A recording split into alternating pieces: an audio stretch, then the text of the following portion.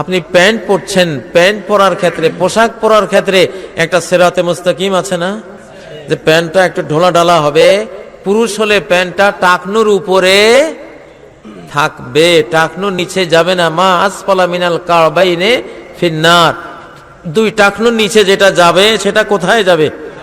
জাহান্নামে যাবে, আগুনে নিয়ে যাবে। তাহলে পুরুষের প্যান্ট পরার ক্ষেত্রে সিরাতে মুস্তাকিম কি টাকনুর নিচে পরা না টাকনুর উপরে পরা? টাকনুর নিচে পোশাকটা পরলে, প্যান্টটা ঝুলালে জাহান্নামে যেতে হবে। কি আছে এই টাকনুর নিচে পোশাক নেয়ার মধ্যে? কি ভয়াবহতা লুকিয়ে আছে, কি অনৈতিকতা লুকিয়ে আছে পুরুষের টাকনুর নিচে পোশাক পরার মধ্যে। এটা মানুষ না জানলেও কে জানেন? আল্লাহ জানেন।